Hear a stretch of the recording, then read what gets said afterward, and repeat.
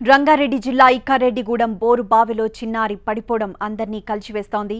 అయితే ఆ చిన్నారిని కాపాడడానికి అవకాశం ఉన్న ప్రతి ఒక్కరూ అక్కడికి చేరుకుంటున్నారు. ఈ క్రమంలోనే నల్గొండ జిల్లాకు చెందిన ముస్తఫా టీం బోరు బావి దగ్గరికి చేరుకుంది.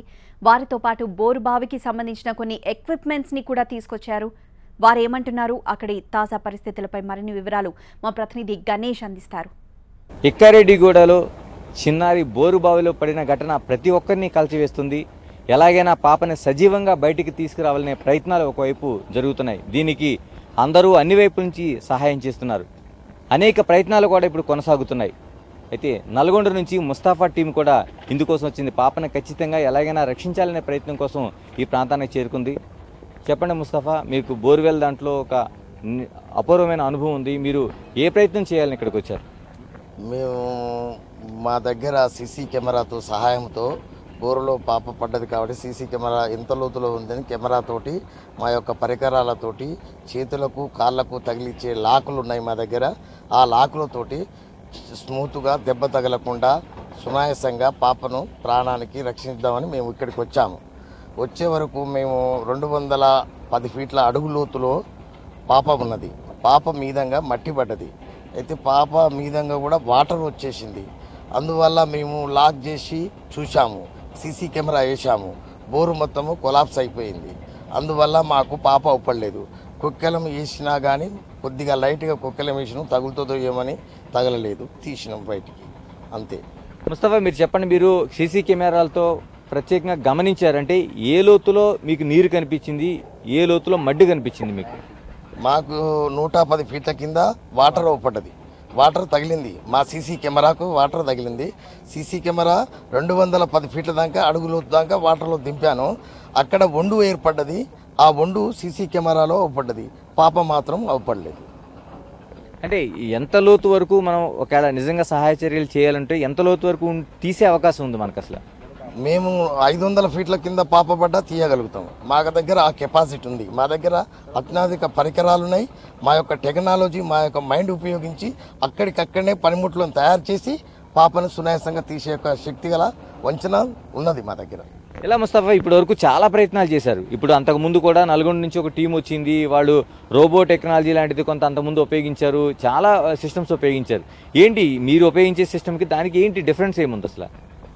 మాకు డిఫరెన్స్ ఏంటిదంటే, మేము చూసి అక్కడ సీసీ కెమెరాలో పాప ఏ విధంగా పడ్డది, కిందికి పడ్డదా, తలకాయ కిందికి పడి కాలు పైకి ఉన్నాయా, కాలు కిందికుండి తలకాయ చేతులు పైకి ఉన్నాయా అనేది ఆ పనిముట్లను తయారు చేస్తాం. అక్కడనే బోర్ దగ్గరికి వచ్చి అక్కడనే తయారు చేసి అక్కడనే సీసీ కెమెరాతో సహాయంతో చూసుకుంటూ పాపను సునాయాసంగా నిమ్మలంగా దెబ్బ తగలకుండా తీసి బయట పెడతాం.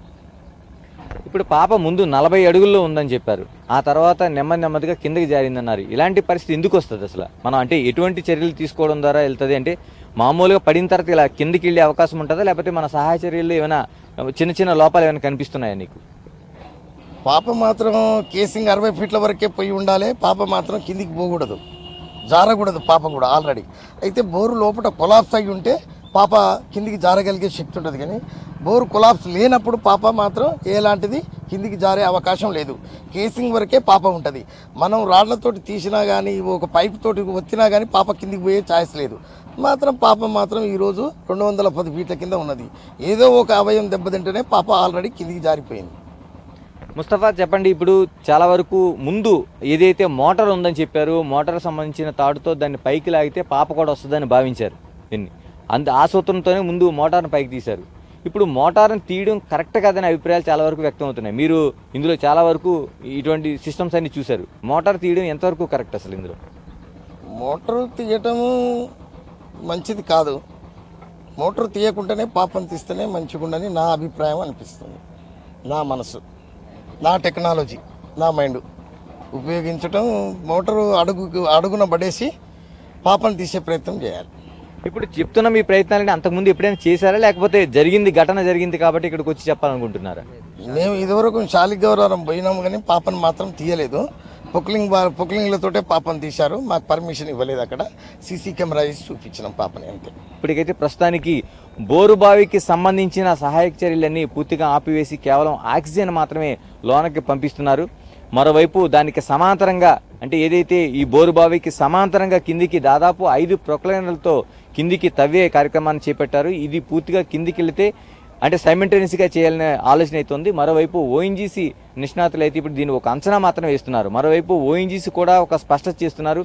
ఓఎన్జీసీకి సంబంధించిన ఎటువంటి ఎక్విప్మెంట్ రావాలన్నా ఇది మారుమూల ప్రాంతం, ఎక్కారెడ్డిగూడలో ఉన్న చిన్న చిన్న మారుమూల ఈ రోడ్లలోన తమ వాహనాలు వస్తాయా లేదనే అనుమానం కూడా వాళ్ళు వ్యక్తం చేస్తున్నారు. ఏదేమైనా అన్ని ప్రయత్నాలు చేసి పాపను సజీవంగా తీసుకురావాలనే ఒక ప్రయత్నం అయితే ఇక్కడ కనిపిస్తోంది.